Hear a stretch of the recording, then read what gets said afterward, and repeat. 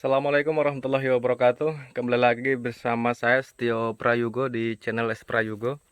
Hari ini saya berada di kebun ibu saya yang kemarin kita sudah lakukan proses pembersihan, tetapi karena belum ada panas sehingga kita masih belum bisa melakukan proses pembakaran. Tetapi seperti yang kita lihat kemarin, ada beberapa tanaman nilam yang sudah dibuka cepuk, dan hari ini terlihat sudah pertumbuhannya bagus. Dan ini saya pikir pas ya, cuacanya di sini kalau untuk menanam itu sangat bagus karena curah hujan itu masih tinggi, sehingga potensi untuk menanam di lokasi pegunungan itu sangat bagus, sehingga potensi hidup dari tanaman nilam kita itu bisa mencapai 80 hingga 90%.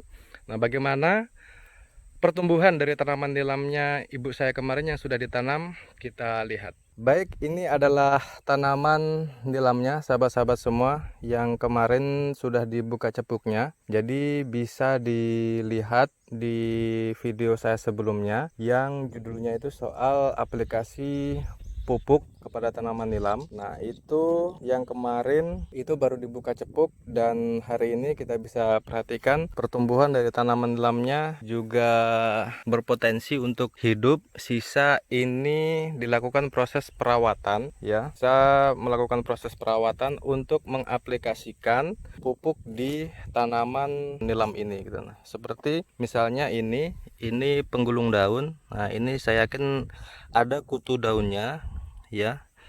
Nah, ini terlihat ada kutu daunnya. Nah, untuk mengatasi yang seperti ini cukup disemprotkan dengan Miami 2 kali, sudah langsung pulih kembali. Jadi pertumbuhannya sudah bagus kembali gitu. Nah, ini sahabat-sahabat semua, ini umurnya kurang lebih sekitar 1 bulanan ya, tapi sudah muncul cabang ya. Kita bisa perhatikan. Nah, ini tunasnya sangat bagus. Sisa diaplikasikan pupuk, baik menggunakan pupuk kocor maupun pupuk semprot. Ini saya yakin 2 minggu saja itu sudah pertumbuhannya terlihat gitu. Pertumbuhannya terlihat. Nah, ini kita bisa perhatikan.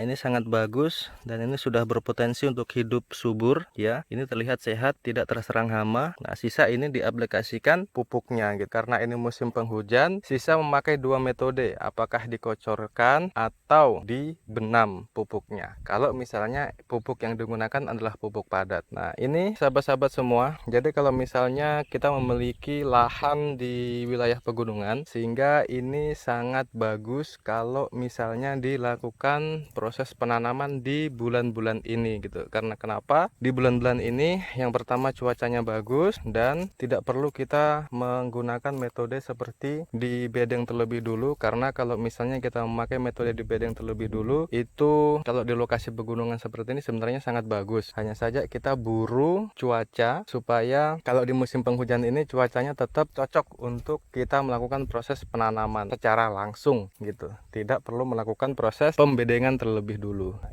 Nah, ini terlihat baru dibuka cepuknya ya. Kita bisa perhatikan ini hingga tembus ke sana gitu, sampai dari sana. Jadi kepada sahabat-sahabat semua bisa diperhatikan ini sementara proses penanaman, dan ini kemarin yang kita sudah bersihkan ranting-rantingnya. Masih belum sempat dilakukan proses pembakaran karena belum ada panas. Ini kalau misalnya ada panas 1 minggu sudah bisa dilakukan proses pembakaran ranting-ranting kayu-kayu yang sudah kita kumpulkan ini gitu. Nah, sehingga proses penanamannya akan lebih cepat sebenarnya kalau misalnya kita bisa segera melakukan proses pembakaran di tumpukan-tumpukan kayu ini. Nah, kita akan pindah ke atas sahabat-sahabat semua. Ini yang kemarin baru 3 hari yang lalu dilakukan proses penanaman, dan ini masih belum dibuka cepuknya ya. Kita bisa lihat dari jauh. Jadi ini sahabat-sahabat semua, ini ada tanaman cengkehnya. Jadi yang ada kayu-kayunya ini tanaman cengkeh. Ini cengkeh, dan diantaranya ditanami nilam seperti ini. Nah, mudah-mudahan ini bisa hidup ya. Kita coba lihat. Nah, ini terlihat hidup, ini hidup. Jadi kita bisa lihat beberapa contoh ini. Jadi memang sangat bagus kalau misalnya kita melakukan proses penanaman di bulan-bulan ini. Nah, ini yang kemarin sudah ditanam ya. Ini terlihat sudah hidup, dan ada juga yang disulam. nilam. Nah ini sudah hidup. Nah ini berapa sudah hidup, dan yang masih ditutup ini sepertinya disulam ya. Nah tapi kalau yang sebelah sini ini terlihat baru ditanam, dan yang di sebelah sini ini sudah hidup bagus. Ini tanaman nilam semua, sahabat-sahabat semua. Ini nilam, dan ini yang sudah hidup bagus. Ini Masya Allah. Nah, ini sudah hidup subur, sisa dilakukan perawatan lebih lanjut gitu. Nah jadi ini sahabat-sahabat semua ya, ini lokasi berada di Tumpu Jaya. Nah, jadi kalau misalnya kita menanam di wilayah pegunungan, perlu diperhitungkan soal airnya. Ya, kebetulan juga di sini untuk mengambil air itu tidak terlalu jauh, karena di bawah sana itu ada sungai kecil, aliran mata air, sehingga ketika musim panas bisa mengambil air di situ untuk kita kocor tanaman nilam ini. Kalau misalnya sudah masuk musim panas dan tanaman nilam kita butuh dikocor menggunakan air gitu. Karena pengalaman di bulan 11 ya, mau masuk bulan 10, 11, 12 di tahun kemarin, banyak tanaman nilam itu yang mati karena kekeringan gitu. Nah, sehingga untuk mengantisipasi agar itu tidak terjadi, maka perlu kita mempersiapkan untuk pengambilan air yang bisa digunakan untuk mengocor tanaman nilam kita gitu. Ini sahabat-sahabat semua, luasan kurang lebih 1 hektar, dan ini kalau misalnya bisa tertanam semua, saya yakin ini akan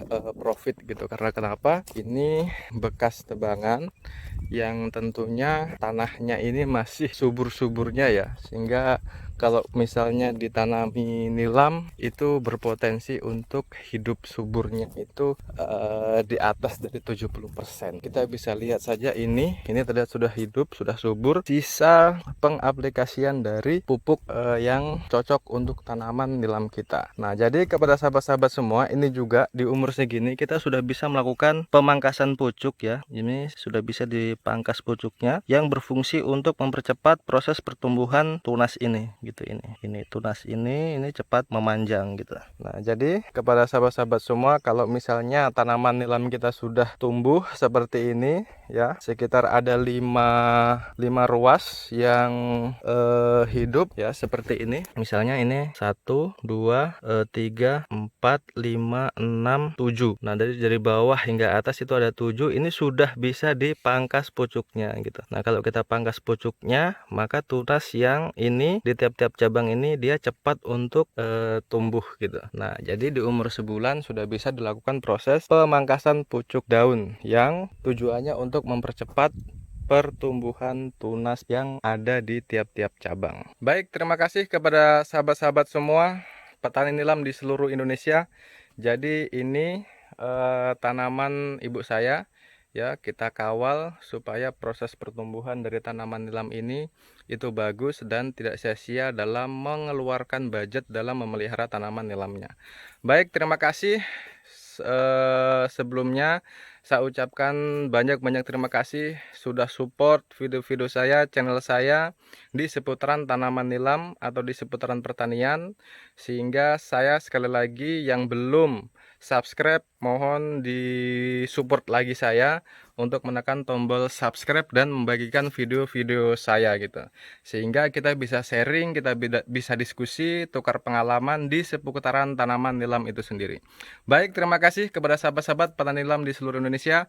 Mohon maaf kalau ada kata-kata saya yang salah, mohon maaf kalau ada analisa atau pengalaman saya yang kurang tepat untuk senior-senior yang sudah menggeluti tanaman nilam berpuluh-puluh tahun.